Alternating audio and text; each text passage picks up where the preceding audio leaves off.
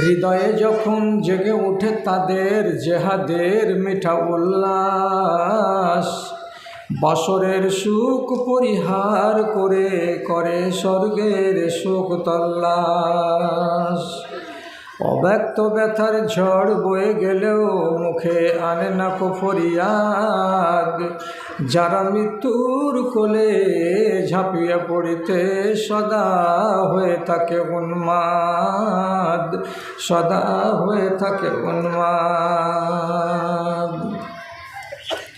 ফাঁসির তপ্তে দাঁড়িয়ে যাহারা গাহে ভক্তি ত্যাগের গান, ফাঁসির তপ্তে দাঁড়িয়ে যাহারা গাহে ভক্তি ত্যাগের গান, হাত ছানি দিয়ে তাদের ডাকে জান্নাত, এসো তোমাদের করি সম্মান, এসো তোমাদের করি সম্মান।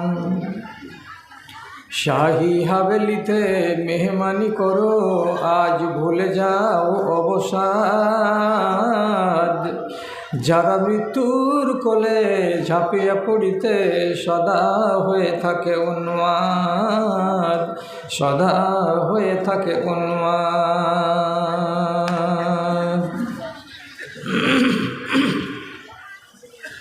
মাননীয় সভাপতি সাহেব, সমবেত এই এলাকার বিভিন্ন গ্রাম থেকে মাদ্রাসার এক গাদা ভালোবাসা বুকে নিয়ে ও ইমানি জজবাকে সাথে নিয়ে উপস্থিত এই মজলিসে বিভিন্ন শ্রেণীর ছোট ও বড়, ধনী গরিব, শিক্ষিত অশিক্ষিত আমার সকল ভাই ও বন্ধুগণ তথা মজলিসের এক পাশে আড়ালে বসে থাকা আমার স্নেহের মা ও বোনেরা, আল্লাহর শুকরিয়া আদায় করছি। বছরের এক মাথায় আপনাদের সামনে এসে কিছু বলার সুযোগ পেয়েছি। আপনি আল্লাহ রাব্বুল আলামিনের শুকরিয়া আদায় করুন যে আপনার প্রাণপ্রিয় প্রতিষ্ঠানের ডাকে আপনি বছরের এক মাথায় এখানে এসেছেন, এসে খুব সুন্দরভাবে একটা জায়গায় ঠাঁই করে নিয়েছেন। কিছু শুনবেন বলে, কিছু জানবেন বলে এবং জেনে ও শুনে নিজেদের দুর্বল ইমানকে একটু সবল করার চেষ্টা করবেন, তাকে মেজে ঘষে একটু চাকচিক্য করার একটা সুযোগ বা অবসর গ্রহণ করবেন। এই উদ্দেশ্যে আপনারা এসেছেন, আমরা এসেছি। অতএব আল্লাহ তাআলা আমাদের এইখানে আশাকে এবং কথাবার্তাগুলোকে শুনে তার প্রতি শ্রদ্ধাশীল হওয়ার তৌফিক দান করবেন, এটা আমাদের সকলেরই কামনা। তবে যে আল্লাহ এই সুযোগটুকু দান করেছেন সেই আল্লাহর একটুখানি শুকরগুজারি করি মোহাব্বতের সাথে, নিজের জায়গাতে বলুন আলহামদুলিল্লাহ। তারপরে তার আখেরি রাসূল, আখেরি পয়গম্বর রহমতুল্লিল আলমিন জানাবে মুহাম্মদুর রাসূলুল্লাহ সাল্লাল্লাহু আলাইহি ওয়াসাল্লামের উপর শত সহস্র দরুদ ও সালাম নাজিল হোক। আল্লাহুম্মা সাল্লি আলাইহি, আল্লাহুম্মা বারিক আলাইহি। বিরাদারান ইসলাম, আমরা যতটি লোক এখানে আছি সবাই ইমানদার। ইমানের কোয়ালিটি কাউরি হাই কোয়ালিটি, কাউরি লো কোয়ালিটি। কাউকে আল্লাহ তাআলা একটু ভালো ইমান দান করেছেন, কাউকে আল্লাহ তাআলা হয়তো একটু দুর্বল ইমান দান করেছেন।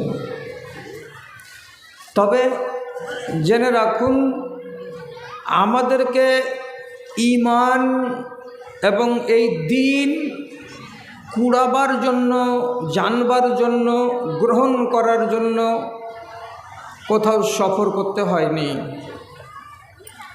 আমরা বাড়িতে বসে বসে দিন পেয়েছি। কেন? যে আমরা জন্মগ্রহণ করেছি মুসলমান মা বাপের ঔরসে। কাজে আমাদের কাছে যেটা দিন আছে সেটা হচ্ছে কি মিরাজ সূত্রে পাওয়া দিন। আর যখন সর্বপ্রথম ইসলাম দুনিয়াতে আবির্ভূত হয় তখন সেই দিনকে পাওয়ার জন্য, সেই দিনকে কাছে নেওয়ার জন্য, সেই দিনের প্রতি নিজের ভালোবাসাকে এবং আস্থাকে প্রকাশ করার জন্য কিছু মানুষকে শ্রম দিতে হয়েছে, কিছু মানুষকে বাড়ি ঘর ছাড়তে হয়েছে, কিছু মানুষকে ধন দৌলত পর্যন্ত বিসর্জন দিতে হয়েছে শুধু নিজের ঈমানটাকে বাঁচাবার জন্য। যতক্ষণ পর্যন্ত এই কাজ না করেছেন ততক্ষণ পর্যন্ত ঈমানকে বাঁচানো যায়নি।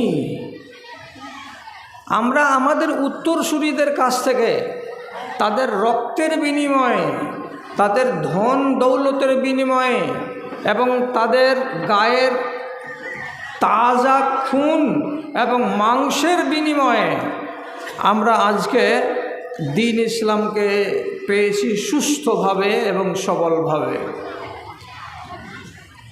ওদের এর প্রতি ছিল মায়া বেশি, আর আমাদের এর প্রতি আছে মায়া কম।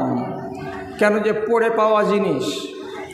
এক একজন সাহাবীকে এই দ্বীন ইসলামকে রক্ষা করার জন্য কতটুকু মেহনত করতে হয়েছে আর কতটুকু ত্যাগ দিতে হয়েছে, এগুলো যদি আমরা জানতে যাই তাহলে দীর্ঘ সময়ের দরকার। সংক্ষেপে আপনাকে বলছি, মক্কার মাটিতে 8 জন লোক সর্বপ্রথম আত্মপ্রকাশ করেন ঈমানদার হয়ে। একজন আবু বকর সিদ্দিক, একজন হযরতে উমর, একজন আব্দুল্লাহ বিন মাসউদ, একজন হলেন আম্মার, একজন হলেন ইয়াসির, আর একজন হলেন বিলাল, আর একজন হলেন সুমাইয়া, আর একজন হলেন সুহাইব রুমি। এই লোকটির ভেতরে আবু বকর সিদ্দিকের বংশ ছিল খুব শক্তিশালী, যার কারণে তার পিঠের উপরে লাঠি পড়েনি। আর হযরতে উমর রাদিয়াল্লাহু তাআলা আনহু জাহিলিয়াতের যুগ থেকেই ছিলেন অত্যন্ত সাহসী এবং বীর পুরুষ, যার কারণে ইসলাম গ্রহণ করার কারণে তাকে কাউরি লাঠি খেতে হয়নি, তার সামনে কেউ দাঁড়াতে পারেনি সাহস করে মারব বলে। বাকি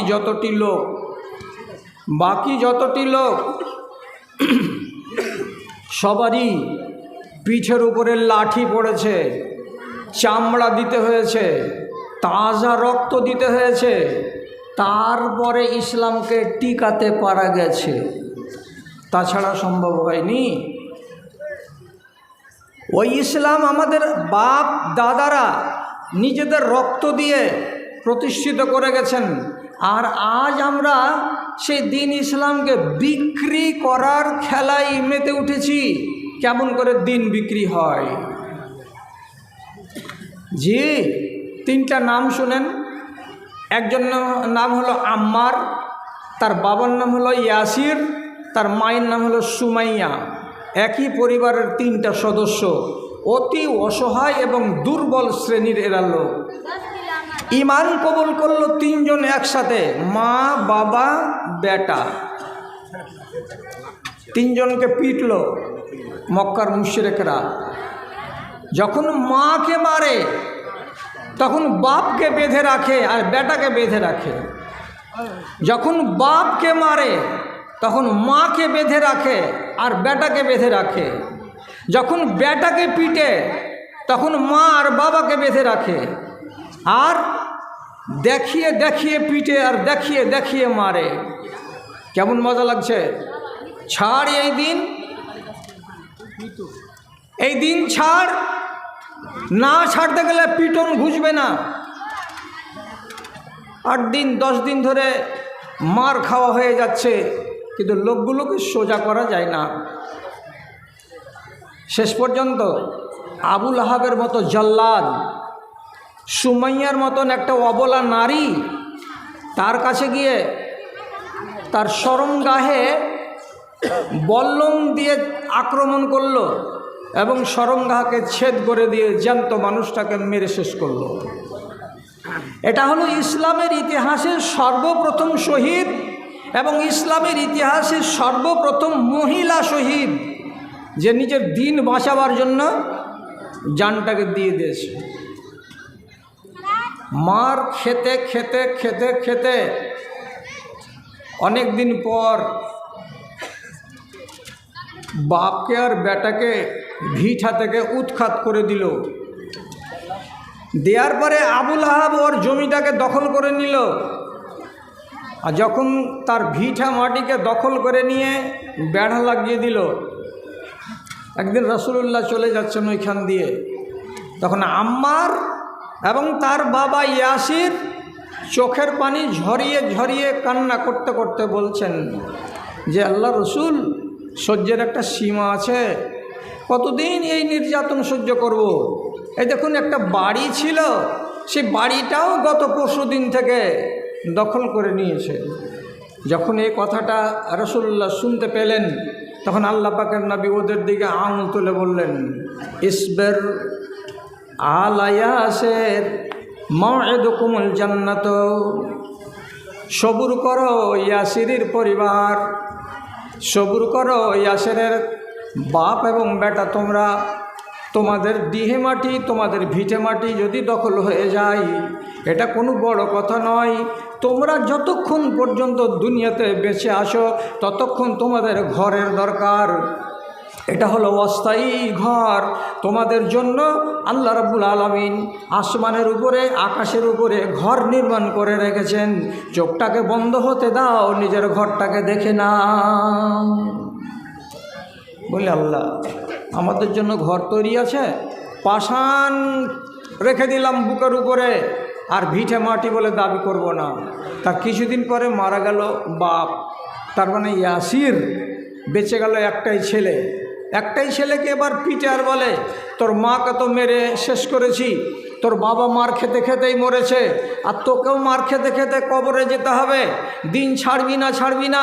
শেষ পর্যন্ত একদিন তারা এমন মারলো যে শেষের বেলায় ওকে বাধ্য করলো যে তুই নবী মুহাম্মদকে মন্দ বল, আর আমাদের দেবী দেবতাগুলোকে তার প্রশংসা কর। আমাদের যে খোদাগুলো আছে, লাত, উজ্জা, মানাত, আসাফ, নাইলা, দোয়ার, এইগুলোকে তুই ভালো বল, তাহলে লাঠি থামবে, আর না হলে লাঠি থামবে না। শেষের বেলায় মারের চোটে ওকে বলতেই হলো, রাসূলুল্লাহ ভালো নয়, রাসূলুল্লাহ ঠিকঠাক মানুষ নয়। তাকে কেন মেনেছি? তাকে মানাটা হয়তো ভুল হয়েছে, এবং যেগুলোকে আমরা পুজতাম সেগুলোই আমাদের ভালো, আমরা এগুলোকেই পুজছি, তো আমরা ঠিক কাজ করছি। তাহলে নকল খোদারও তারিফ করা হলো, আর নবী মুহাম্মদ সাল্লাল্লাহু আলাইহি সাল্লাম সম্পর্কে আলতো করে একটা মন্তব্য করা হলো, যে মন্তব্যটা তার জানে বরদাস্ত হয় না। মার বেঁচে গেছে সেদিন, বাড়ি থেকে ওখান থেকে ফিরে এসেছে আল্লাহ পাকের নবীর মসজিদে আসার পরে রাসূলুল্লাহকে বলছেন, তো রাসূলুল্লাহকে কিছু বলবেন তার আগে মুখ চোখ শুখা। তখন রাসূলুল্লাহ বলছেন, মা ওয়ারা আকা ইয়া আম্মারও, তোমার পিছনে কি ঘটনা ঘটেছে আম্মার? কি এমন তোমার হয়েছে? তোমার মনটা ভারী কেন দেখছি?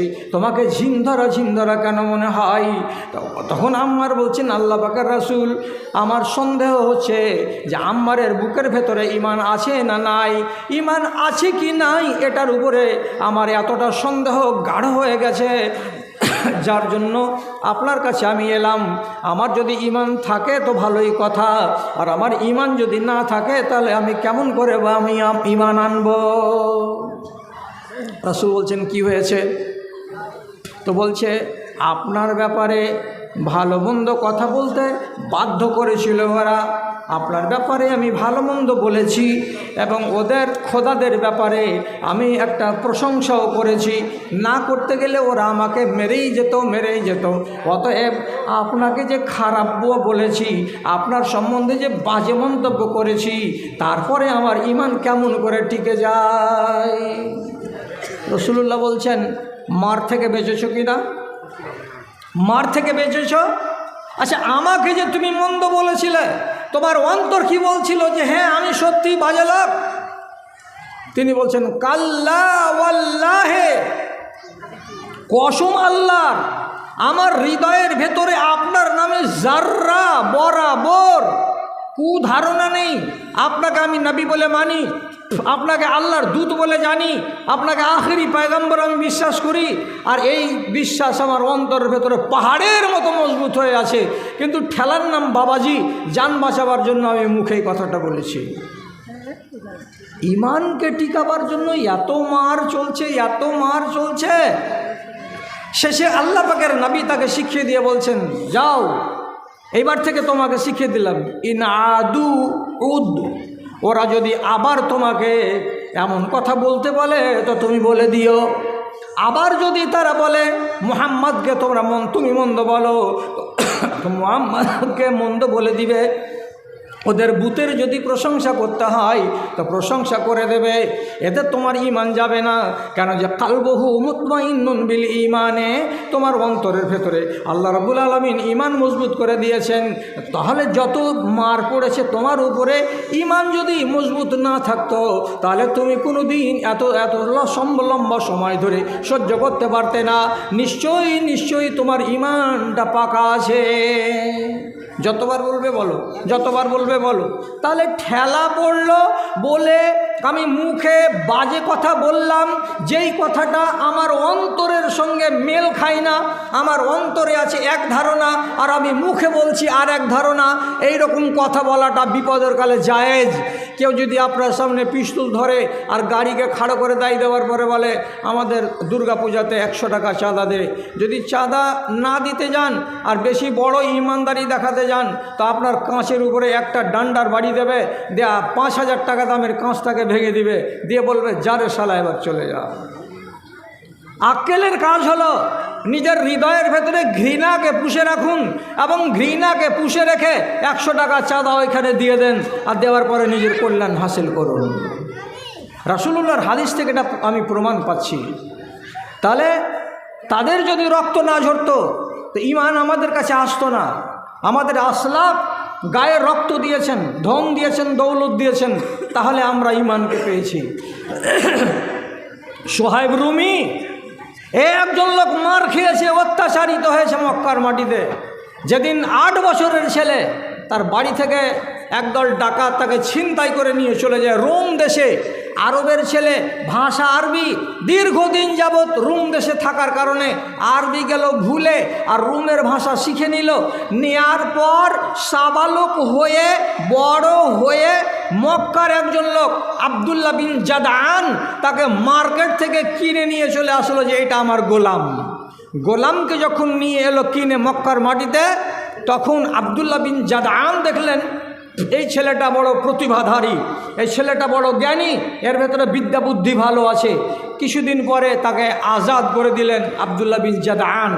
এইবার এই লোকটা মক্কার মাটিতে ঈমান আনলো, আর ঈমান আনার পরে মার খেতে হলো। ব্যবসা বাণিজ্য করে কিছু টাকা পয়সা হয়েছিল। যখন দেখলো এদের নির্যাতন সহ্য করা যাবে না, তখন তিনি হিজরত করে চলে যাচ্ছিলেন মক্কার বাইরে। তাকে দেখা মাত্রই কোরাইশের কিছু লোক রাস্তাকে আলগে দিয়ে বলছে, এই তুই তো ছিলি ঠ্যাটা, এখানে এসে ধন করলি, তুই তো ছিলি গোলাম, এখানে এসে তো মাল উপার্জন করলি, আর আবার সবগুলো মালকে গচ্ছিত করে রেখে দিয়ে তুমি যাচ্ছ পালিয়ে মদিনা, ওইখানে ওই নবীর সাথে গিয়ে তার বাহুবলকে বৃদ্ধি করবে বলে। তোমার মতো মানুষটাকে আমরা 1 পা এগুতে দেব না। তেড়ে চলে আসছে, ধর একে, যেতে দিতে হবে না। মদিনা গেলেই মুহাম্মদ সাল্লাল্লাহু আলাইহি সাল্লামের বাহুবল বেড়ে যাবে, যেতে দিতে হবে না, আটকাও। যখন চলে আসছে 4 থেকে 5 জন লোক, তার পিঠের দিকে একটা চোঙার ভেতরে 12খানা তীর ছিল। 1খানা তীরকে ধনুকে টানলো, লাগাবার পরে বলছে, এ মক্কার লোক, তোমরা সবাই জানো আমি কেমন তীর চালাতে জানি। আমাকে আল্লাহ রাব্বুল আলামিন এত তীর চালাতে সক্ষম এবং যোগ্যতা দিয়েছেন যে সাঁওতালের তীর ফেল হতে পারে, কিন্তু আমার তীর ফেল হবে না। এই যে 12খানা তীর আছে, আমি 12টা মানুষের জান নিব, তারপরে কোনো কথা আছে আমার জান যাবে। এগিয়ে এসো, 1 পা যদি আগাও আমি তীর ছেড়ে দেব। আর তোমরা সবাই জানো সোহাইব রুমির তীর কেমন চলে। ডরে কম্পমান হয়ে দাঁড়িয়ে আছে। বলছে তীর চালিয়ে যদি না পারি তোমাকে ঢেল চালিয়ে মারবো, আরও লোকজন এসে ঘেরবো, আর ঘেরার পরে তোমাকে মক্কাতে আমরা আটকাবই। শেষে সোহাইব রুমি বলছে এই কথাটা, আচ্ছা তোমরা আমার রাস্তাটাকে ছেড়ে দেবে? কি করলে ছেড়ে দেবে? তোমরা আমার মালগুলোকে দেখছো তো, আমি যদি মালকে ছেড়ে দেই তাহলে তোমরা আমার রাস্তা আটকাবে কি? বলছে না, আটকাবো না। কোথায় আছে মাল? অমুকের বাড়িতে আছে, অমুকের জিম্মে দেওয়া আছে, অমুক জায়গাতে রাখা আছে। এ মালগুলোকে আমি তোমাদেরকে দিয়ে দিলাম আল্লাহর রাস্তায়। আমি খালি হাত চলে যাচ্ছি 12খানা তীর নিয়ে। আমার যদি আল্লাহ রাব্বুল আলামিন হাতে বল দেন, আমার মগজে যদি বুদ্ধি দেন, তাহলে আমি যেমন ব্যবসা করে মক্কার মাটিতে নিজেকে আমি কামিয়াব বানিয়েছিলাম, আবার মদিনার মাটিতে আমি নিজেকে কামিয়াব বানিয়ে নিতে পারবো। আমার এত মূল্যবান সম্পত্তি আমি তোমাদের কাছে চাইছি না, যাও তোমরা সব সম্পত্তি আমার নিয়ে নাও। সম্পত্তিকে দান করে দিয়ে ফেলে দিয়ে শুধু দিনকে তলাশ করার জন্য আর দিনের উপরে কায়েম থাকবেন বলে মক্কার জমিনকে ছেড়ে মদিনা চলে যাচ্ছেন। এরা দিনকে খুঁজে বেরিয়েছে, দিনকে খুঁজে বেরিয়েছে। কোথায় গেলে দিন বাঁচবে, কোথায় গেলে দিনটাকে টিকাতে পারবো, কোথায় গেলে দিনটাকে সম্পূর্ণরূপে আঁকড়ে ধরে থাকতে পারবো। এরা দিনের দিওয়ানা। আর এরা আমাদের বাপদাদা, ওদের আমরা আওলাদ। আমরা পড়ে পাওয়া দিন পেয়েছি, আমাদের মায়া মমতা দিনের প্রতি অত্যন্ত কম। খুব সহজে আমাদের ইমানকে লুটে নেওয়া যায়। বন্ধুরা, বেয়াদবি মাপ। সালমান ফার্সি এর বাড়ি কোথায়? তো ইরান দেশের খোরাসান শহরে। সালমান ফার্সি এটা হলো ইরানের লোক। এর বাবারা হলো অগ্নি পূজক, সবাই আগুনের পূজা করে। এরা বছরের পর বছর ধরে, এরা শৌ বছর ধরে এরা মুশরিক, এরা বেদিন। এদের বাপ, এদের দাদা, এদের গোষ্ঠী, এদের 14 বংশ সব মুশরিক, সব মুশরিক। একদিন সালমান রাদিয়াল্লাহু তাআলা আনহু 14 বছর বয়সের টাটকা তরুণ ছেলে, বাপ ওকে নিযুক্ত করেছিল। ওদের বাড়িতে ছিল একটা আগুনের আস্তানা, যেই আগুনটা 24 ঘন্টা জ্বলবে। কোনো 1 মিনিটের জন্য যদি নিভে যায় তাহলে ওর আকীদা হলো কি, আমার উপরে আমার খোদা নারাজ, আগুন নিভালো কেন? আগুনকে ওরা মাবুদ বলে মানত। সেই আগুনের পূজা করার জন্য এই যে সালমানের বাবা নাম্বার 1 আবেদ সব সময় একটা লোককে নিযুক্ত করে রাখত। এই ওদের ধারণা মূলে যে এটা পবিত্র কাজ, এই পবিত্র কাজে যে থাকবে তার পুণ্য হবে অনেক। বেটা 14 বছর বয়সের বেটাকে নিযুক্ত করে রেখেছে আগুন জোগানোর জন্য। যখন যখন লকড়ি লাগবে তখন তখন লকড়ি দেবে, যখন যখন আগুন নিভাতে যাবে তখন তখন তাতে কয়লা ডালবে, যাতে করে আগুন নিভে না যায়। একদিন সালমানকে ওর বাবা বলছে, বেটা আজ বিশেষ কারণে আমি আমার কামাত বাড়িতে যেতে পারবো না। এটা হলো বাটনা, আর এইখান থেকে ধরে নিন 10 কিলোমিটার দূরে, 7 কিলোমিটার দূরে শ্রীপুর স্ট্যান্ডের কাছে ওর কামাত বাড়ি আছে। ওখানে বাগান আছে, বসতি আছে, জমি আছে, জিরাত আছে। তো বলছে, বেটা রে আজকের মতো তুই চলে যা তো বাপ, ওখানে একটু জমির খবর টবরগুলো নেগা। আমি বাড়িতে আছি, আমি কয়লা দেবো, আমি লকড়ি দেবো, আগুন জ্বলতে থাকবে, আর আমার ঘর গৃহস্থালিতে এখানকার একটা হিসাব নিকেশ করা হবে। তুই একটু সারাটা দিন ওখানকার ডিউটি করে আয় তো বাপ। সালমান ফার্সি চলে গেলেন বাপের কথা অনুযায়ী এখান থেকে 10 কিলোমিটার দূরে তার বাপের বাগান বাড়িতে। ওখানে গিয়ে দেখছেন একটা ছোট্ট গির্জা। এই গির্জা ঘরের কাছে 7-8 জন লোক, এরা খ্রিস্টান। ওদের নিজের ধর্ম অনুযায়ী দাঁড়িয়ে দাঁড়িয়ে ইবাদত করছে, অর্থাৎ নমাজ পড়ছে। নমাজ যখন শেষ হলো তখন হযরত সালমান ফার্সি ওদেরকে ডেকে বলছেন, মাজা আনতুম তা'মালুনা, তোমরা এটা কি করছিলে ভাই? তো বলছে, আমরা আল্লাহর ইবাদত করছিলাম। বলছে, আল্লাহর ইবাদত করছিলে এরকম করে? বলে হ্যাঁ। তখন নিজে নিজে বলছে, দীনুকুম আহসানু মিন দীনি আবাই, আমার বাপের ধর্ম থেকে তোমাদের ধর্মটা বেশি পছন্দ লাগলো, আমায় বেশি ভালো লাগলো। তখন ভালো যে লাগলো, তো ভালো লাগলো তো তারপরের দিন বাপকে বলছে, আব্বা আজকেও আমি কামাত বাড়িতে যাব। যাও। 2 দিন গেল, 3 দিন গেল, আর লোকগুলোকে প্রত্যেক দিন নামাজ পড়তে দেখে, আর দেখার পরে আস্তে আস্তে ওকে ভালো লাগলো। তখন বলছে, আপনাদের ধর্ম সম্বন্ধে যদি আমি বেশি বেশি করে জানতে চাই আর ধর্মের আমি আবেদ হয়ে যাই, আলেম হয়ে যাই, তাহলে আমাকে কি করতে হবে? তখন ওইখানকার অল্প জ্ঞানী খ্রিস্টান কয়টা বলছে, সিরিয়া তোমাকে চলে যেতে হবে, ওইখানে আমাদের বড় পাদ্রী আছে, বড় মাওলানা আছে, ওর কাছে গেলে তোমাকে 1 গাদা ইলিম দেবে, ওখানে গিয়ে তুমি পণ্ডিত হতে পারবে। তোমার বাড়ি যাবে কবে? বলছে আমরা আগামী 13 তারিখে বাড়ি যাব। বাপকে এসে বলল, বাজান আমি বাড়িতে আছি। আছি করতে করতে 13 তারিখের দিন নৌজওয়ান ছেলে বাড়ি থেকে আউট, বাড়িতে নাই তো নাই। ওই কাফেলার সঙ্গে পুরো 15 দিনের রাস্তা অতিক্রম করে সিরিয়া চলে গিয়ে এক পাদ্রীর কাছে গেল। 8 বছর থাকলো পাদ্রীর কাছে। কি শিখলো? ঈসা নবীর ধর্ম সম্বন্ধে কিছু নলেজ পেল। আর তারপরে যখন পাদ্রী মারা যাচ্ছে, তখন তাকে একটা কথা বলে যাচ্ছে, দেখ আমি মরে যাওয়ার পরে তোর মতো ছেলে যদি কাউরি কাছে থেকে আরাম পায় আর আরও কিছু বেশি শিখার চেষ্টা করে, তো তাহলে তোমাকে চলে যেতে হবে সিরিয়া থেকে এদিকে,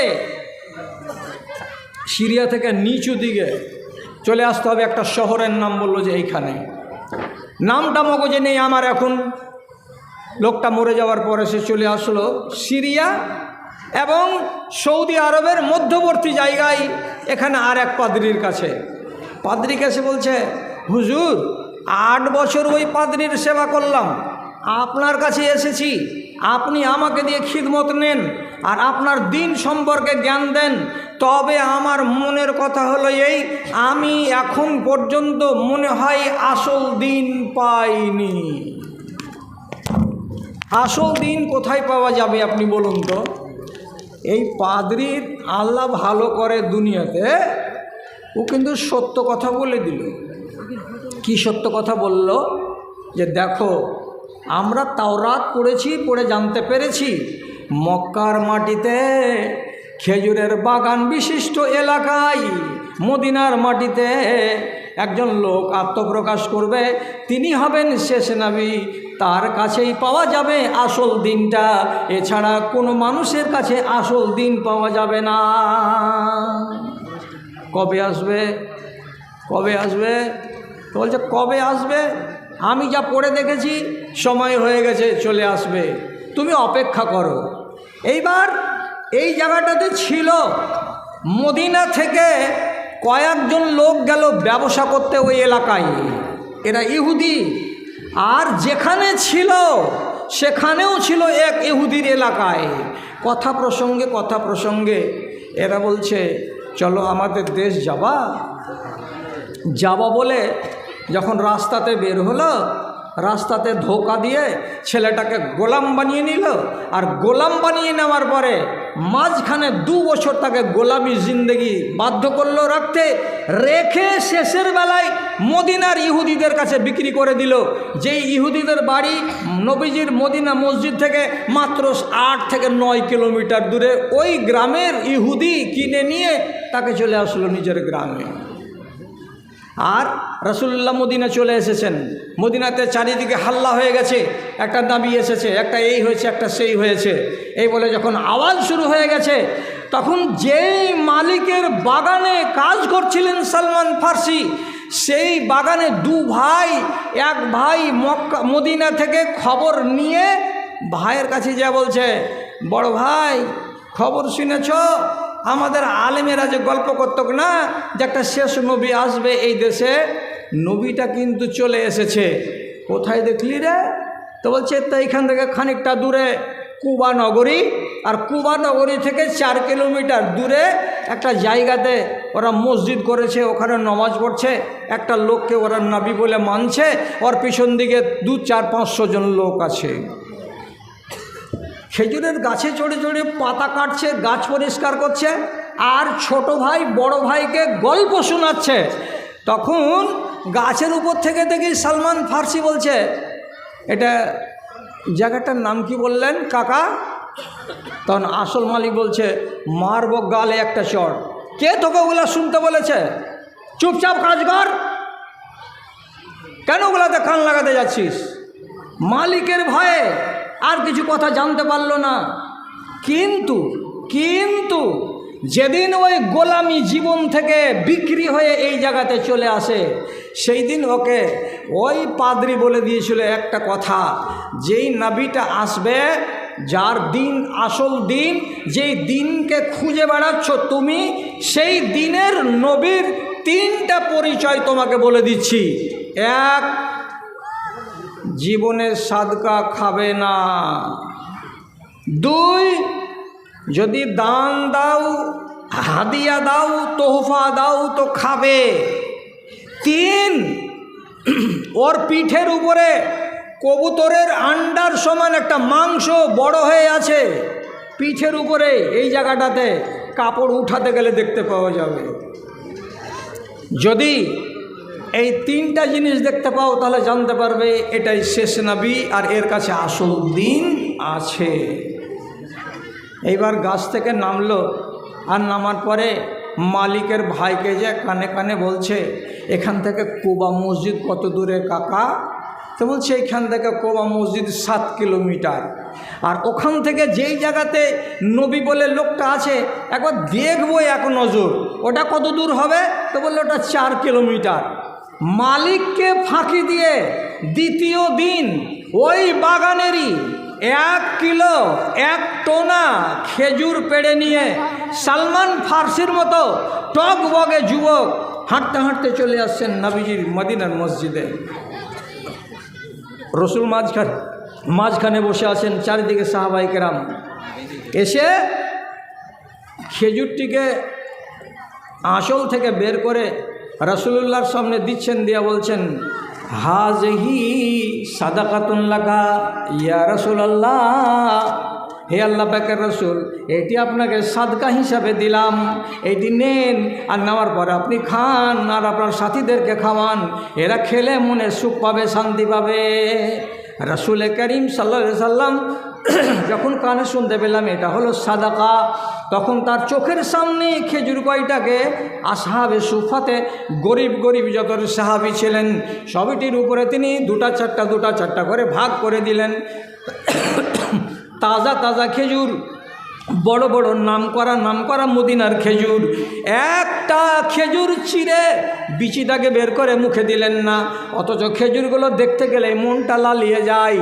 তখন এই লোকটা বলছে, ওরে আল্লাহ, আমি যে 3টা গুণের কথা শুনেছিলাম, একটা গুণ আজকে পাওয়া গেল। লোকটাকে সাদকা বললাম, তার জন্য একটাও খেজুর মুখে দিল না, সবটি খেজুর সাথীদের ভেতরে বিতরণ করে দিল।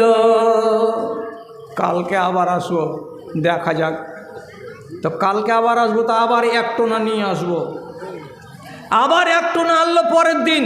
আর মদিনার খেজুরের নাম সারা দুনিয়াতে আছে, তাজা তাজা বড় বড় খেজুর নিয়ে এসেছে। আর নিয়ে আসার পরে রাসূলুল্লাহর কাছে এনে দিয়েই বলছে, হাযিহি হাদিয়াতুন লাকা ইয়া রাসূলুল্লাহ, হে আল্লাহ পাকের রাসূল, এই খেজুরটি আপনাকে দিলাম হাদিয়া, এটা আপনাকে তোহফা দিলাম, এটা আপনি খান এবং আপনার সাথীদেরকে খাওয়ান। রাসূল করিম সাল্লাল্লাহু আলাইহি সাল্লাম তার কথা শুনে মুচকি হেসে খেজুরগুলোকে 2টা 4টা সাথীদেরকে দিলেন এবং ওর ভেতর থেকে একটা খেজুরকে ফাড়লেন, বিচিটাকে বের করলেন, করার পরে বিসমিল্লাহ বলে মুখে দিলেন, চিবিয়ে খেলেন, দিয়ে বলেন, কার বাগানের খেজুর গো, এত সুন্দর তার টেস্ট লাগে। সালমান ফার্সি কি বলবে, ভাষা তো এখনো নাই, কেন যে এখনো তার দিলের ভেতরে ঈমান আসেনি, আর ঈমানি ভাষা সে জানে না। খুশির জ্বালাতে নবীজির দিকে তাকাচ্ছে আর মুচকি মুচকি হাসছে আর মনে মনে বলছে, আল্লাহর কসম, যেই পাদ্রী আমাকে 3টা লক্ষণ বলেছিল তার ভেতরে 2টা লক্ষণ আমার মিলে গেছে। রাসূলুল্লাহ সাদকা খান না, কালকে দেখে নিয়েছি। রাসূলুল্লাহ হাদিয়া কবুল করেন, আজকে দেখে নিলাম। আর একটা জিনিস দেখব, আর দেখার পরেই আমার বিশ্বাস সম্পূর্ণ হয়ে যাবে। এটার জন্য চান্স লাগাতে হবে, কেন যে এটা আছে পিঠে, গেঞ্জির তলায়, কাপড়ের তলায়। 2 দিন পরে এসেছে, সেদিন জানাজা উঠেছে একটা। তো জানাজার জন্য রাসূলুল্লাহ সাল্লাল্লাহু আলাইহি সাল্লাম বাকিতে আছেন, লোকেরা দাফন করাকরি করছে, রসুল এক জায়গাতে দাঁড়িয়ে আছেন, আর একে টকটকি লাগা আছে, একবার আগে একবার পিছনে যাচ্ছে। রসুল বলছেন, কে গো, ওই লোকটাই তুমি না যে কালকে এসেছিলে? বলছে, জি আল্লাহ রসুল, ওই লোকটাই আমি। ওই লোকটাই তুমি যে পরশু দিন এসেছিলে? হ্যাঁ হ্যাঁ আল্লাহ পাকের রসুল, আমি ওই লোকটাই, আমি পরশু এসেছিলাম। তো বলছে, তুমি যে আগে পিছে এরকম যে টুকি ভুলকি মারছো, উঁকি মেরে বেড়াচ্ছ, ব্যাপারটা কি? তো রসুল বুঝে নিয়েছে যে লোকটা কি দেখে বেড়াচ্ছে। তো একবার করে পিছন দিকে গিয়ে আল্লাহ রসুলের জামাতে গেঞ্জিতে চাদর এমনি করে হাত দিচ্ছে, আর দেওয়ার পরে হাতটাকে বাহানা করে নাড়ছে, নাড়ার পরে টেনে নিচ্ছে, বারে বারে হাত দিচ্ছে, সাহস করতে পারে না যে এটাকে উল্টাই। আল্লাহ রসুল মনে মনে বলছেন, তোমার মনে কি খোরাক চাইছে ওটা আমি বুঝতে পারছি। তখন রসুল করিম সাল্লাল্লাহু আলাইহি সাল্লাম চাদরটাকে এমনি করে সরালেন, আর যেমনি সরালেন দেখছে পিঠের উপরে একটা আন্ডা ছোট্ট মাংসপিণ্ড উভরে আছে। এটা হলো রাসূলুল্লাহর মুজিজা। উনি যেমনি দেখতে পেলেন, দেখার সাথে সাথে এমনি করে হাত লাগিয়ে আর হাতটাকে এরকম করে চুমু খেয়ে নিলেন। আর নেওয়ার পরে এইবার রসুলুল্লাহকে বলছেন, আল্লাহ পাকের রসুল, আমি আপনার সাথে থাকব, আমি আপনার দলে থাকব, আপনাকে আমি নবী বলে বিশ্বাস করি, আমি আপনাকে নবী বলে মানব। তার জন্য আমাকে কি করতে হবে?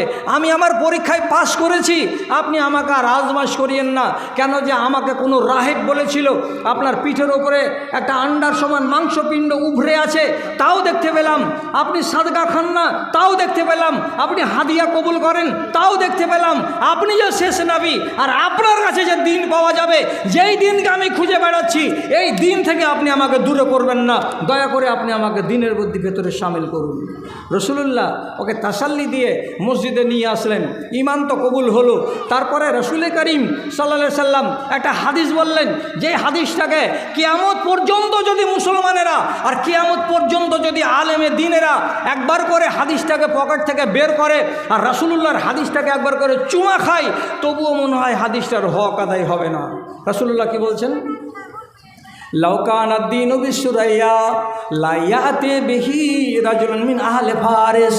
এরে আমার সাথীরা, যতজন মদিনার মসজিদে আছো রে, তোমরা কান খুলে শোনো, যদি আল্লাহ রাব্বুল আলামিন তার দিনটাকে আমার দ্বারাই দুনিয়াতে না এনে ওই দিনটাকে যদি সুরাইয়া নক্ষত্রের উপরে রেখে দিতেন আর বলে দিতেন, ওরে দুনিয়ার মানুষেরা, সুরাইয়া নক্ষত্রের উপরে দিন ইসলামকে রাখা আছে, যাও তোমরা ওখান থেকে পেড়ে নিয়ে আসো, এই কথা যদি আল্লাহ তাআলা বলতেন, তাহলে আমরা মক্কার লোকেরা কেউ পারতাম না, আমরা মদিনার লোকেরা কেউ পারতাম না।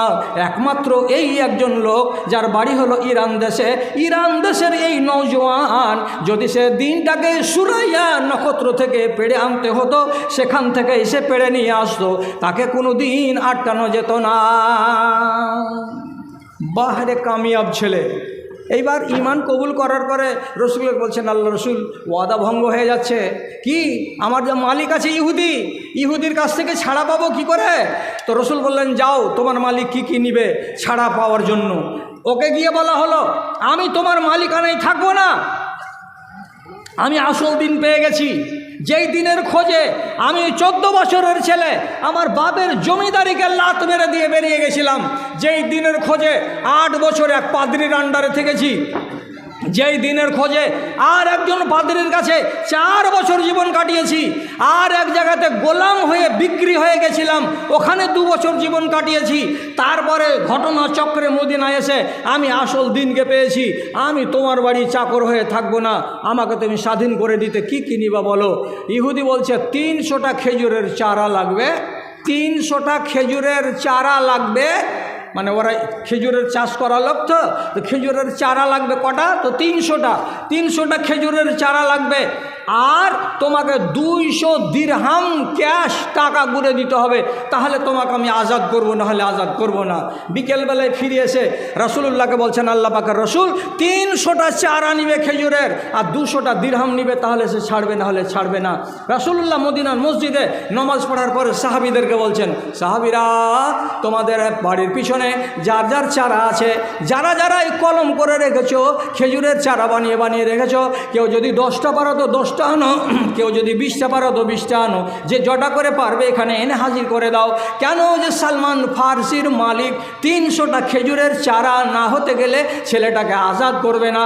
যেমনি রাসূলুল্লাহ কথা বললেন, সঙ্গে সঙ্গে চারিদিক থেকে মদিনার এই গলি আর ওই গলি আর ওই বাগান আর ওই বাগান থেকে 300টা খেজুরের চারা চলে এলো। সব কটে গিয়ে রাসূলুল্লাহ লোকজনকে দিয়ে ইহুদের বাড়ি পৌঁছে দিলেন। 200 দিরহাম তাকে দিয়ে দেওয়া হলো। তারপরে ইহুদি বললে, যা তোকে খালাস করে দিলাম, যা। সালমান ফার্সি বড় কষ্ট করে দিন পেয়েছেন, সেই দিনকে টিকিয়েছেন। আরও অনেক ঘটনাচক্র তার ঘাড়ের উপর দিয়ে, তার মাথার উপর দিয়ে বয়ে গেছে। এরপরে আস্তে আস্তে যখন দিন মজবুত হলো, তখন এই দিনকে লুটার জন্য আবার নতুন করে চক্রান্ত শুরু হলো। দিন কি করে লুটা যায়? তো দিনকে লুটা তো সহজ। কি করে লুটে নেওয়া যাবে? মানুষকে যদি টাকার লোভ দেওয়া যায়, দিন লুটে নেওয়া যাবে। মানুষকে যদি পদের লোভ দেওয়া যায়, তো দিনকে লুটে নেওয়া যাবে। এই জন্য চারিদিকে যত শত্রু ছিল সব সময় টার্গেট করে রেখেছে যে এদের কাছ থেকে দিনকে ছিনতাই কেমন করে করা যায়। এরা কি সহজ মানুষ? এরা কি চারটিখানিক ইমানের মানুষ যে এদের ইমানকে আমি 3 পয়সা 4 পয়সাতে ছিনিয়ে নিতে পারবো তাদের কাছ থেকে? কথা শুনুন, কথা শুনুন, অনেক কাজ দিবে। কথা শুনুন, কোরআন এবং হাদিস ভিত্তিক আলোচনা আপনার সামনে আনছি।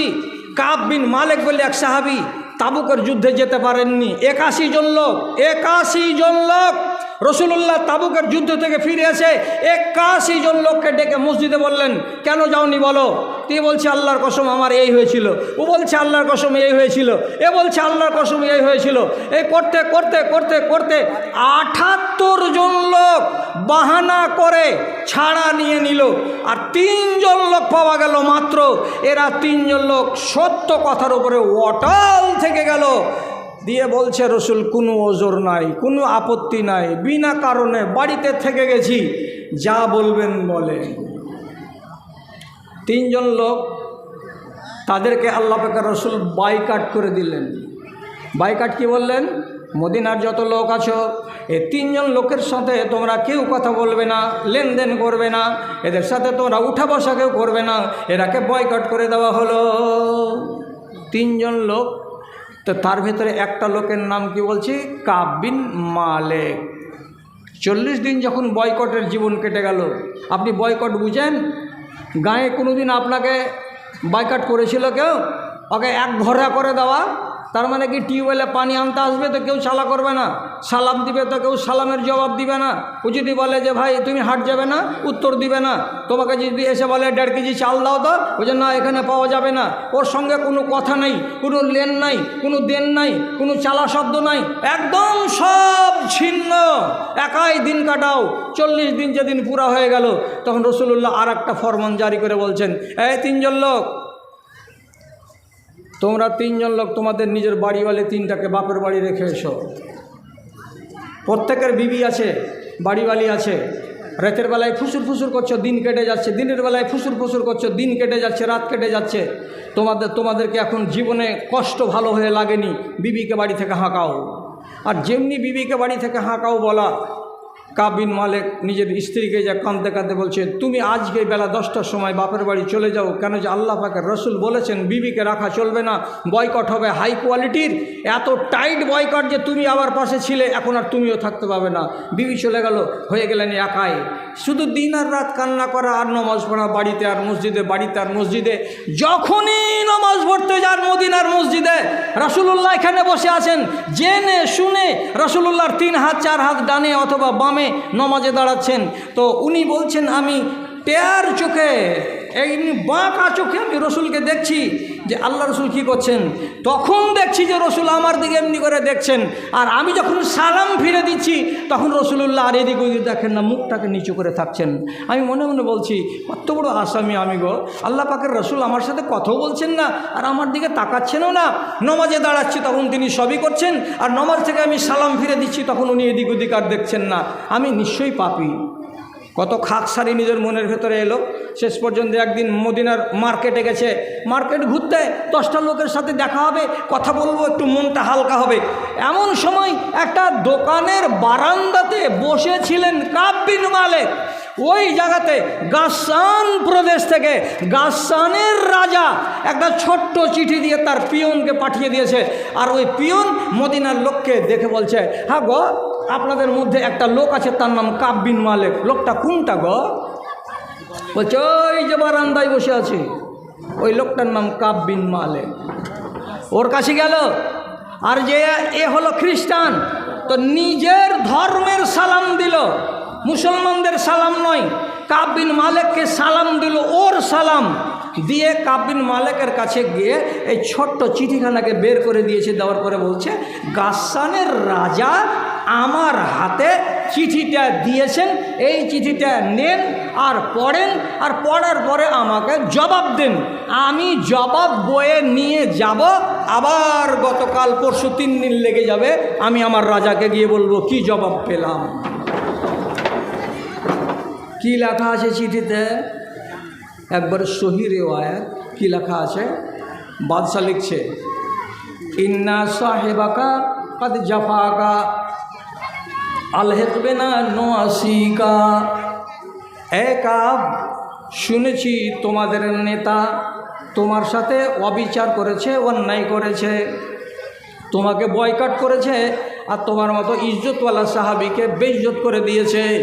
আমি গাসসানের রাজা বলছি, তুমি তোমার তলপি তলপা নিয়ে এখানে চলে আসো গাসসানের মাটিতে, আমার রাজ দরবারে তুমি যদি আসো, তো তোমার মতো এই নেক লোকটাকে আমি একটা বিশাল বড় পদ দেব, বিশাল বড় একটা মিনিস্টারি দেব, তুমি আমার কাছে থাকবে। আমার রাজ্যটা হলো খ্রিস্টানের রাজ্য, আমি হলাম খ্রিস্টানদের রাজা, আর তুমি আমার অধীনে কাজ করবে, একটা খ্রিস্টানের মিনিস্টার হয়ে, খ্রিস্টানের একটা মন্ত্রী হয়ে তুমি আমার দরবারে থাকবে। তোমার শান হবে আলাদা, তোমার মর্যাদা হবে আলাদা, তোমার সম্মান হবে আলাদা। চলে এসো, চলে এসো, আমি বুক পেতে তোমাকে কবুল করে নিব, ওখানে আর তুমি থাকিও না। কি দিবে? চলে গেলে মিনিস্টার হওয়াটা লাভের না লোকসানের? পশ্চিমবাংলার লোক বলেন তো একবার, মিনিস্টার হওয়াটা লাভ না লোকসান? অজকচি দেখতে পেয়েছি না? লাভের না লোকসানের? অত জ্ঞান কেন দিব আপনাকে? পঞ্চায়েতের মেম্বার হওয়া লাভের না লোকসানের? 6 লাখ টাকা দিয়ে কেন পঞ্চায়েতের লড়াই লড়ছে? বেয়াদবি মাপ, এরা যেন খবরটা পৌঁছে না দেয়। পশ্চিমবাংলার মালদহ জেলার এই 3টা থানার ভেতরে কোনো এক থানার কোনো এক পঞ্চায়েত সমিতিতে কোনো এক মুসলমান 96 লক্ষ টাকা দিয়ে পঞ্চায়েত সমিতির সভাপতি হয়েছে। লাভ না আছে তেমনি পদ কাকে বলে? রাজা কি বলছে? আমার কাছে এসো, খ্রিস্টান হয়ে যাবে, আমি আমার রাজপ্রাসাদে তোমাকে মিনিস্টার বানিয়ে রাখবো। কত বড় ইজ্জত! তোমার গাড়িতে খালি লাল আলো জ্বলবে, পিক পিক পিক পিক করে, যেদিকে যাবে 10টা করে পুলিশ ঘুরবে। এত বড় ইজ্জত কে দেবে গো? চিঠিটা পড়লো, পড়ার পরে জেবে ভরলো, আর ভরার পরে বাড়ি এলো। বাড়ি আসার পরে রাত লাগলো, এশারের নামাজের পরে জৈতুনের তেল দিয়ে একটা ছোট কুপি জ্বালালো, চিরাগটাকে জ্বালিয়ে চিরাগের সামনে নির্জনে অন্ধকারে বসে আবার চিঠিটাকে বলছে। চিঠিটা পড়ছে কি? ইন্না সাহেবাকা কাদ জাফাকা আলহিকবিনা নোয়াসিকা। তুমি, তোমার নেতা তোমার উপরে জুলুম করেছে, অবিচার করেছে, তুমি মদিনাকে ছেড়ে দাও, মদিনাকে ফেলে দাও, আর দিয়ে আমার কাছে চলে এসো, আমি তোমাকে গদিতে বসিয়ে দেব, আমি তোমাকে ইজ্জতের জায়গায় নিয়ে চলে যাব। কথাটা যখন পড়লেন, নির্জনে বসে বসে, বাড়িতে বিবি নাই, ছেলেপিলে আর কেউ নাই, একাই একাই চোখের পানি ঝরালেন মন ভরে। আর ঝরাবার পরে নিজেই প্রশ্ন করছেন আর নিজেই জবাব দিয়ে বলছেন, এ কাব, তোর ইমানকে কেনার জন্য মূল্য চড়া দেওয়া হয়েছে, ইমান বেচবি কি বেচবি না? ওরে, ইমানের সওদা হবে এ কাব, ইমান বিক্রি হবে। এত বড় মূল্য দিয়েছে, এই মূল্যের বিনিময়ে ইমান ছাড়বি না? ছাড়বি না? ইমান বেচবি না? বেচবি না? যদি ইমান বিক্রি করে দিস, তাহলে দুনিয়াতে অনেক ইজ্জত পাবি, সম্মান পাবি। 2বার 4বার ভাবতে ভাবতে, চোখের পানি মুছতে মুছতে, শেষের বেলায় এই চিঠিখানাকে ধরে চেরাগের আলোতে, প্রদীপের আলোতে এমনি করে ধরে নিলেন। আস্তে আস্তে আস্তে আস্তে চিঠিখানা পুড়ে একেবারে ছাই হয়ে গেল। তারপরে সে বলছে, মাওলা, ওরে আমার আল্লাহ, আমাকে যে প্রস্তাব দেওয়া হয়েছিল সেই চিঠিটাতে আমার দিনকে কেনার জন্য, আমার ইমানকে কেনার জন্য, আমি সে চিঠিখানাকে জীবনের মতো পুড়িয়ে দিলাম, যাতে আমাকে পড়তেও না হয় আর তার সম্বন্ধে আমাকে ভাবতেও না হয়। আমার উপরে যা হবে যা তা আমি মেনে নেব, কিন্তু আল্লাহ পাকের নবীর ছায়াতল থেকে আমি দূরে হরগিজ যাব না। যেই নবীর কাছে থেকে আমি জ্ঞান পেয়েছি, বিদ্যা পেয়েছি, বুদ্ধি পেয়েছি, আমি আখেরাতের খোঁজ পেয়েছি, আমি দুনিয়ার খোদাগুলোকে লাত মেরে দিয়ে এক আল্লাহর ইবাদতে মগ্ন হতে পেরেছি। সেই নবী যদি আমাকে সাজা দিয়ে থাকেন, সেই নবীর সাজা মেনে নিয়েছি। আল্লাহ তাআলা নিশ্চয়ই নিশ্চয়ই একদিন না একদিন আমার কোনো না কোনো উপায় করেই দেবেন। আমি হরগিজ ঈমান বিক্রি করব না। হলো না ঈমান বিক্রি, চিঠি পুড়ে গেল। আর তেসরা দিনের দিনে আসমান থেকে আয়াত নাজিল হয়ে গেল। কি বলে নাজিল হলো? যাও, 3 জন লোক তোমাদের তওবা কবুল হয়ে গেছে। আর যেমন তওবা কবুল হয়ে গেছে কথাটা কানে শুনলেন, গায়ে ছিল 2খানা দামি দামি চাদর, 2খানাই চাদরকে সামনে একটা গর্বী লোক পেলেন, ওরা ঘাড়ে চাপিয়ে দিলেন, দিয়া বলছেন, আলহামদুলিল্লাহ, আল্লাহ তাআলা আমার তওবা কবুল করে নিয়েছেন। এর চাইতে আর বড় কথা কি? আমাকে আমার দিন বিক্রি করতে হয়নি, আমাকে আমার ঈমান বিক্রি করতে হয়নি। কাকে বলে ঈমান? ঈমান, আপনাদের ঈমান কাকে বলে? আপনাদের আর আমাদের ঈমান কাকে বলে? তার উদাহরণ হলো এই যে রমজান মাসে কুমেদপুর হাটে সারাদিন গরুর পাইকারি করে 10 টাকার একটা ঠোঙা নিয়ে বগলে দাবিয়ে নিয়ে সন্ধ্যার ট্রেনে উঠে গেছে বিনা টিকিটে। 15 মিনিট পরে যখন গাড়িটা হরিশ্চন্দ্রপুর পার হয়েছে, তখন টিটি এসে বলছে, টিকিটখানা দেখাও।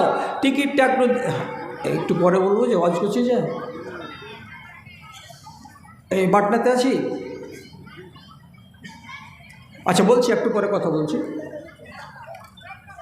ইন্না লিল্লাহি ওয়া ইন্না ইলাইহি রাজিউন, ইন্না লিল্লাহি ওয়া ইন্না ইলাইহি রাজিউন। তো টিটি বাবু বলছে, টিকিট দেখাও। তো বলছে, টিটি বাবু, দৌড়াতে দৌড়াতে এসে ট্রেন ধরেছি, টিকিট কাটতে পাইনি। আধ ঘন্টা আগে থেকে বসে আছে প্ল্যাটফর্মে, 20 টাকা দিয়ে টিকিটটা কাটবে না। তখন বলছি যে, টিটি বাবু, টিকিট কাটার টাইম পাইনি, দৌড়াতে দৌড়াতে এসেছি। তখন টিটি ধমক দেওয়া বলছে, ধর, তোমাদের চরিত্রটাই হয়ে গেছে বিনা টিকিটে সফর করা। চট করে মুড়ির ঠোঙা বাহির করে দিয়ে বলছে, রোজা মুখে কইছি। টিটি তখন হা করে তাকিয়ে বলছে, রে সুবহানাল্লাহ, এটা ইমানদারের বেটা, ইমানদার। এর কথা যদি না মানবো তো কার কথা মানবো? ঠিকই তো রোজা মুখে আছে, মুড়িতে মুখ লাগাই না। দাও, টাকাটা দাও, ভাড়াটা দাও। তখন 10 টাকা দিতে হবে 20 টাকা। টিটি বলছে, 20 টাকা দেন রে বাবা। তখন এই টাকাটাকে মুড়িয়া হাতে রেখে দিয়ে বলছে, এটা রাখেন, কিছু আপনারও হোক, কিছু আমারও হোক। আত্মী আপনার হলো, আত্মী আমারও হলো। আপনার ঈমান কচুর বাতে। ঈমান কাকে বলে? বাংলাদেশের একজন লোক একটা মাইক্রোফোন হাতে করে একটা বুড়া বাবজি রাস্তা দিয়ে চলে যাচ্ছে, ওর কাছে যা বলছে, চাচা আসসালামু আলাইকুম। তো বুড়া থুরথুরে বুড়া বলছে, ওয়ালাইকুম সালাম। 1000 টাকার একটা নোট বাড়িয়ে দিয়ে বলছেন, এই নোটটা আপনার, আমি দাবি রাখছি না, আপনাকে দিয়ে দিব বিনা পয়সাতে, আপনি নিয়ে নেন। কিন্তু একটা কাজ। কি কাজ? 100 মিলিগ্রামের একটা পেপসি আছে, পানীয় পান করতে হবে। তো বলছে, এই পেপসিটা নেন, ঠিপিটা খুলেন, আর খোলার পরে আমার সামনে এটাকে গট গট গট গট করে পান করে নেন। 1000 টাকার নোটটা নিয়ে নেন, আপনি চলে যান, আমার কোনো দাবি নাই। বুড়া বলছে, তোর 14 গোষ্ঠী আসতে গেলেও এই পেপসি খাবো না আমি, রোজাতে আছি, রমজান মাস। তুই 1000 টাকা দিয়ে আমার ঈমান কিনতে এসেছিস? তোর মতন চামারগুলো 50,000 টাকা দিতে গেলেও আমি রোজা ছাড়বো না। কেন? যেটা আল্লাহর বিধান, আর আল্লাহর বিধানের উপরে কায়েম আছি বলে এত বয়স আমার হয়ে গেল, আর তুই আমার ঈমান লুটতে এসেছিস। ঈমান কাকে বলে? এক কাজী সাহেবের দরবারে ঝগড়া লেগে গেছে মিয়া আর বিবিতে, তালাক হতে বসেছে। তো তালাক হওয়ার কালে স্ত্রী বলছে যে, আমার যে মোহরটা হয়েছিল 5000 টাকাটা দিয়ে দাও। তখন সৌহার বলছে, স্বামী বলছে 5,000 কেন হবে, 4,000 তো মোহর হয়েছিল। 5,000 বলছে কেন? কাজী সাহেব বলছে, এই তোমার স্ত্রী বলছে 5,000, তুমি বলছো 4,000, তো কথাটা কার আমি মানব? সাক্ষীটা কি আছে? তো বলছে হ্যাঁ সাক্ষী আছে। তো সাক্ষীকে ডাকো। সাক্ষীকে ডেকে আনা হলো। যেদিন বিয়ে হয় সেই দিন এই মহিলা ছিল কম বয়সী, নাবালিকা, ওর মুখটা খোলা ছিল। সাক্ষী দেখেছিল যে এইটা এই লোকটার বউ। এবার 5 বছর পরে যে তালাক হচ্ছে, তো সাক্ষীকে বলা হচ্ছে, এই বলো তো মুজিবুর রহমান, আমার বিয়েতে তুমি তো সাক্ষী ছিলা, তো আমার মোহর কতটি হয়েছিল? 4,000 হয়েছিল না 5,000 হয়েছিল? তখন বলছে, তোমার বিয়ে হয়েছিল কতদিন আগে গো? এই এতদিন আগে। ও তো অনেক দিন আগেকার কথা, 6-7 বছর হয়ে গেল। এটা তোমার বিবি কি তোমার বিবি নয়? এরকে নিয়ে ঝগড়া, আর এর বিয়েতে আমি ছিলাম কি ছিলাম না, এটা আমি কেমন করে সাক্ষী দেব? তোমার স্ত্রী যদি হয় তো তোমার স্ত্রীকে বলো মুখের কাপড়টাকে খুলবে, আমি ওকে চিনব, চিনার পরে আমি বক্তব্য দিব যে হ্যাঁ 4,000 হয়েছিল না 5,000 হয়েছিল। কাজী সাহেব বলছে, বাবারে তোমার চেহারাটা দেখাও। কাকে? সাক্ষীকে। তোমাকে দেখবে, চিনবে, তারপরে ও রায় দিবে যে হ্যাঁ এইটার বিয়েতে আমি সাক্ষী ছিলাম কি ছিলাম না। মায়া লোকটা নিজের নোজ পিসটাকে নাড়াচাড়া করছে, সাইজ করছে, মানে এমনি করে চাঁড়বে। এমন সময়তে পুরুষ দৌড়ে গিয়ে, এখনও তো তালাক হয়নি, দৌড়ে গিয়ে স্ত্রীর এমনি করে নোজ পিসটাকে চেপে ধরে নিয়ে বলছে, খবরদার, মুখ খুলতে হবে না, মুখ খুলবা না তুমি। মুখ খুলে তুমি তোমার নিজের সম্মানকে নষ্ট করবা, তুমি তোমার পর্দাকে নষ্ট করবা, তুমি একটা সাক্ষীর জন্য এই আল্লাহ তাআলার আইনকে উল্লঙ্ঘন করবা, তুমি গুনাহগার হয়ে যাবা। অতএব আমি বলছি তোমাকে মুখ খুলতে হবে না। তুমি দাবি করছো 5,000, তো হ্যাঁ আমি 5,000ই দিয়ে দিলাম, মুখ খোলা চলবে না, তোমার মুখ রাখো, মুখকে ঢেকে রাখো। আর যেমন 5,000 স্বীকার করে নেওয়া। বিবি তখন বলছে কাজী সাহেবকে, আল্লাহর কসম আমার স্বামীর 4,000ই মোহর ছিল। কত দুজনই সত্যবাদী। একে বলা হয় কাকে? একে বলা হয় কি? দিন। আমি উদাহরণ দিতে গিয়ে বললাম, আপনারা খোঁজ নেবেন তলে তলে, আমাকে নাম নিতে বাধ্য করবেন না। নাম নিলে হতে পারে যে সেই লোকটার মানহানি করা হবে। আমাদের এই 3-4টা অঞ্চলের ভেতরে একজন আলেমে দিন ছিলেন। আলেমে দিন বলতে জাঁদরেল আলেমে দিন ছিলেন। মৌলানা সালাফি সাহেব, মৌলানা মুসলিম রহমানি সাহেব, মৌলানা আব্দুল সত্তার রহমানি সাহেব, এদের সাথে এক জায়গাতে বসে সলা পরামর্শ, মিটিং, লেখালেখি, ফতোয়া ফারাইজ করতেন। এমন একজন আলেম যখন তিনি রিটায়ার হলেন চাকরি থেকে, পশ্চিমবঙ্গ সরকারের আইন অনুযায়ী তাকে বলা হলো, আপনি সার্ভিস বুকে আপনার স্ত্রীর ফটো জোড়া করে স্বামী স্ত্রীর ফটো লাগান। ওই ফটো আপনার স্ত্রীরও থাকবে, আপনারও থাকবে। আপনার মরার পরে আপনার স্ত্রী টাকাটা পাবে। এই জন্য নিয়ম হলো যে কোনো সার্ভিস হোল্ডারকে মিয়া বিবির জোড়া ছবি লাগবে। আয়েশ মৌলভী দিয়েছে ওর জোড়া ছবি, আমিও দিয়েছি জোড়া ছবি। বাড়িওয়ালির মুখ খোলা আছে। ওই মাওলানাকে যখন বলা হলো, আপনি সিঙ্গেল ছবি কেন দিয়েছেন, আপনার স্ত্রীর ছবি কই? ও যে আমার স্ত্রীর ছবি লাগবে না, আমার স্ত্রী পেনশন নিবে না।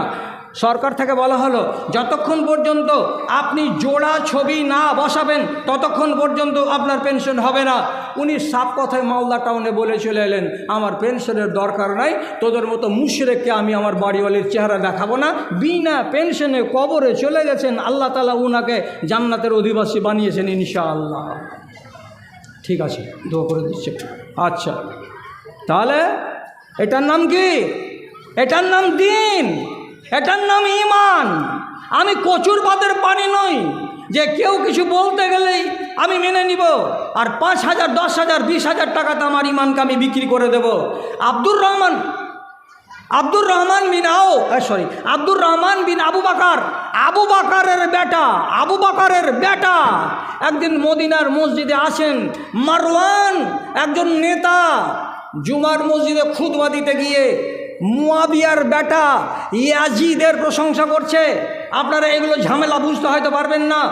মুয়াবিয়া রাদিয়াল্লাহু তাআলা আনহু একটা সাহাবী, আর তিনি নিজের বেটাকে উত্তরসূরি অর্থাৎ রাজার ছেলে রাজা হবে এটা ঘোষণা করে দিয়েছিলেন।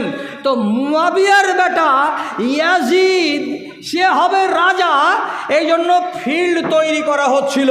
তো মদিনার মসজিদে ভাষণ দিচ্ছে কে? তো মারওয়ান। কি বলে ভাষণ দিচ্ছে? ইয়াজিদ বড্ড ভালো ছেলে, ইয়াজিদ বড় নেককার ছেলে, বড় বুদ্ধিমান ছেলে। মুয়াবিয়া রাদিয়াল্লাহু তাআলা আনহুর পরে ইয়াজিদকে যদি রাজা বানানো হয় দেশের মঙ্গল হবে, দেশের কল্যাণ হবে, কোনো মাত্র কিঞ্চিত পরিমাণে অকল্যাণ হবে না।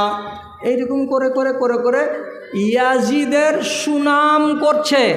অথচ সংক্ষেপে জেনে রাখেন, বেশি কথা নয়, ইয়াজিদ এত সুনামের পাত্র নয়, এত সুনামের পাত্র নয়, এমন ছেলে নয়। যখন এইরকম ছেলের প্রশংসা চলছিল তো কাঁচা মসজিদ, চাটাইয়ের তলে ছিল বালু, এক মুঠ বালু নিয়ে এসে মারওয়ানের মুখে এরকম করে দিল চালিয়ে বালু। খুতবা দিতে দিতে মুলবি সাহেবের মুখে বালু ছিটে পড়লো, জামাতে লাগলো, পকেটে ঢুকলো। তারপরে খানিক বাদ দেখছে এটা কে ছিটালো? এটা ছিটালো আব্দুর রহমান, আবু বকরের বেটা আব্দুর রহমান। রাগ সামলাতে না পেরে শেষ পর্যন্ত ওকে ধমকি দিল, আর ধমকি দিয়ে মারতে চাইল। তখন হযরত আব্দুর রহমান জান বাঁচাতে পালিয়ে নিজের ফুফুর বাড়ি আয়েশার বাড়িতে গিয়ে লুকিয়ে গেল। আর কাউরি সাহস নাই যে নবীর স্ত্রী উম্মুল মুমিনিনের বাড়িতে গিয়ে কেউ ধাওয়া দিতে পারে, হামলা করতে পারে। হযরত আয়েশা বললেন, চুপচাপ বস এখানে, কোন মায়ের লাল আমার বাড়িতে আসছে আমি তাকে দেখে নিচ্ছি। কেউ সাহস করে হযরত আয়েশার বাড়িতে ঢুকতে পারল না। এইবার খবর চলে গেল সিরিয়াতে। কার কাছে? তো মুয়াবিয়ার কাছে। কি বলে? যে মদিনার লোকেদেরকে ভাঙিয়ে দিচ্ছে। কে? তো আব্দুর রহমান। ইয়াজিদকে খলিফা মানবে না মুয়াবিয়ার এই মদিনার লোকেরা। এর জন্য আমি যত ফিল্ড প্রশস্ত করছি, আব্দুর রহমান তার ভাষণ দিয়ে মানুষকে গুমরাহ করে দিচ্ছে, মানুষকে বিপথে পরিচালিত করছে। তখন হযরত মুয়াবিয়া করলেন কি, সিরিয়া থেকে 1,20,000 চাঁদির টাকা, যাকে বলে দিরহাম, 1,20,000 চাঁদির টাকা দিয়ে পাঠালেন। আর দিয়ে বললেন আব্দুর রহমানকে দিয়ে দাওগা, ওর বাড়িতে কোনো যদি অভাব থাকে, অসুবিধা থাকে, তাহলে এটা নিয়ে এসে তার অভাব দূর করবে। আমি হলাম খলিফাতুল মুসলিমিন, আমার ভান্ডারে বাইতুল মালে কোটি কোটি দিনার, কোটি কোটি টাকা আছে, আমি যাকে উপযুক্ত মনে করব তাকে দিতে পারবো। আমার ইচ্ছা হলো আব্দুর রহমান, এটা আবু বকরের বেটা, একজন সম্মানী সাহাবী, তাকে যদি আমি দিই এটা দোষের হবে না। এই বলে ছল চতুরি করে 1,20,000 চাঁদির টাকা দিয়ে পাঠালো আব্দুর রহমান বিন আবু বকরের নামে। বাড়ি এসে যখন পৌঁছিল তখন আব্দুর রহমান এই পিয়নকে ডেকে বলছে, লা আবিও দীনি বেদুনিয়ায়া, আমি আমার দিনকে দুনিয়ার বদলে বিক্রি করব না। দুনিয়া কিনবো টাকা দিয়ে, আর দিনটাকে আমি নষ্ট করে দেব, এ টাকার বিনিময়ে তা হবে না। তার মানে কি? তোমরা চেয়েছো কি রাজার পরে রাজা, আবার সে ছেলেটা যোগ্য নয়, ছেলেটা ভালো নয়, এমন ছেলেকে আমি খলিফা বলে মেনে নেব? তাহলে একটা ফাসেককে, একটা ফাজেরকে যদি আমি খলিফা বলে মানি, আল্লাহ তাআলা আমাকে জিজ্ঞেস করবেন তোমার দিন কি এটা বলছিল যে সারাটা দেশের মালিক কে হবে? তা একটা ফাসেক হবে। তোমার মতো ইমানদার কেন এটা কথা মানতে গেল? এই জন্য তোমাকে চুপ করাবে বলে 1,20,000 টাকা দেওয়া হয়েছে, এটা নাও নিয়ে তুমি চুপ করে যাও। আব্দুর রহমান বলছেন, আমি টাকা নিব না, আমার দিন বিক্রি করব না, আমি টাকা নিব না, আমি আমার ইমানকে বিক্রি করব না। টাকা নিয়ে যাও, টাকা নিয়ে যাও। কাকে বলে দিন? কাকে বলে? দিনকে নষ্ট করা খুব সহজ। আজকের জামানায় মুসলমান নর নারীরা কথায় কথায়, পদে পদে, পায়ে পায়ে নিজেদের ইমানকে নষ্ট করে যাচ্ছি আমরা 1000 বার বলার পরেও, 1000 বার আপনাকে শেখানোর পরেও, কিন্তু তারা নিজেদের ইমানকে নষ্ট করতে চায়নি। ইমান নষ্ট হয় কিসে? যতক্ষণ পর্যন্ত আপনি আল্লাহ এবং আল্লাহ রসুলের কথাকে সবদিকে না মেনে নেবেন ততক্ষণ পর্যন্ত আপনি মুমিন হতে পারবেন না। আল্লাহ কোরআনে বলছেন মুসলমান হয়ে থাকবে, মুসলমান হয়ে বাঁচবে, আর আল্লাহ রসুলের সবটি কথাকে যেদিন আপনি পাই করে মেনে নেবেন সেই দিন আপনাকে মুমিন বলা যাবে। আর মুমিন হয়ে মরলে ডাইরেক্ট জান্নাতি, মুহসিন হয়ে মরলে ডাইরেক্ট জান্নাতি। আর মুসলমান হয়ে যদি মরেন তাহলে 100% গ্যারেন্টি নাই আপনি মরেই জান্নাতি, বরং ফাঁড়া আছে, মরার পরে আগে আপনাকে লাল ঘরে যেতে হবে, তারপরে আসবেন জান্নাতে। ইমান পাকা নাই, শতকরা 98 জন লোকের ইমান পাকা নাই। কি করে ইমান পাকা নাই? একটা শুধু কথা বলবো, বলে ওয়াজ শেষ করে দেব। তা কি জমিন কার? 3-4টা লোক বলেন যেখানে বসে আছেন, এই জমিনটা কার? বাটনা মাদ্রাসার। এই জমিটা কার? বাটনা মাদ্রাসার না। বাটনা মাদ্রাসার আগে কার ছিল? কোনো এক বাটনার লোকের ছিল। তো যদি বাটনা মাদ্রাসার আজ হলো, তো তার আগে কেউ ছিল যেগুলো RS রেকর্ডে আপনার দাদার নামে বিজেরা ভিটাতে জমি ছিল, সেই RS রেকর্ড কেটে গিয়ে এখন সব আপনাদের নামে। তাহলে আপনার দাদা যতদিন বেঁচে ছিলেন ততদিন বলতেন আমার জমি, আমার জমি, আমার জমি। জুমুদ্দি হাজি চলে গেছে কবরে, আমার জমি বলতে 1 কাঠাও নাই। ওর আওলাদেরা নিল, ওর আওলাদের ভেতর থেকে সাত্তার মাস্টার মরে গেল, নিয়াজুদ্দিন মৌলভী মরে গেল, আমজাদ ঘাটওয়াল মরে গেল। এখন তার আওলাদেরা নিজেদের নামে রেকর্ড করে নিয়েছে। যদি কেউ বলে জমি আমার, তাহলে জুমুদ্দি হাজির নাম কাটলো কেন?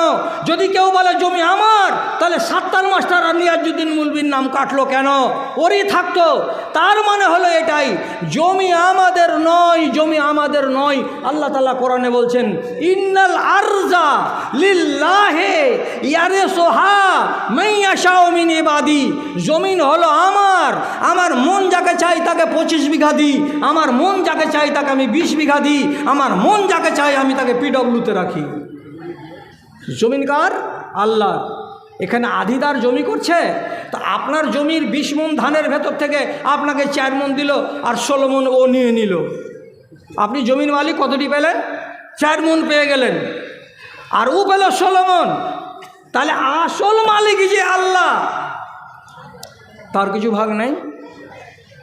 আল্লাহ তাআলা বলছেন যদি লাজ শরম হায়া থাকে, আর যদি মুসলমান হয়ে না থাকে মুমিন হয়ে মরার ইচ্ছা থাকে, তাহলে কথাটাকে কানে তোলো।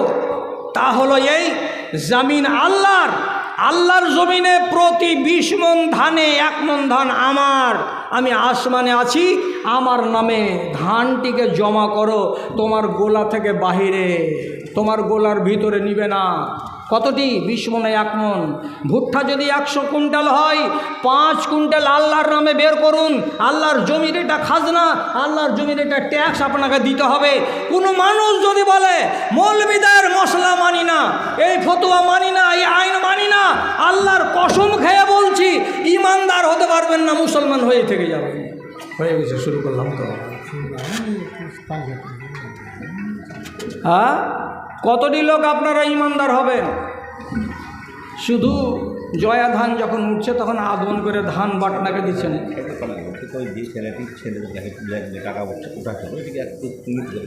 বাচ্চারা, যে ছেলেগুলো তোমরা টাকা উঠাচ্ছিলে ব্যাগে করে, সেই ছেলেটিকে আবার ডাকছি, এই ছেলেরা যারাকে দায়িত্ব দেওয়া আছে, তোমরা মানুষের কাছে ব্যাগ নিয়ে ঘুরবে ফিরবে, ছেলে কয়টা তোমাদেরকে ডাকছি, আবার এসো। তো জমিন যদি আল্লাহর হয়, কমাও, এই পাওয়ার কমাও, জমিন যদি আল্লাহর হয় তাহলে আল্লাহর জমিনের কিছু ভাগ আল্লাহ তাআলাকে দিতে হবে, আর যেগুলো বিক্রি করে দিয়েছেন সেখান থেকে কিছু টাকা আপনাকে আল্লাহর নামে দিতে হবে। অতএব এখন ঘড়িতে বাজছে 9টা 15 মিনিট। আমাকে বলা হয়েছে 1.5 ঘন্টায় থাকতে পাবো এই চেয়ারে, তারপরে নামতে হবে, পরের বক্তা চলে আসবে।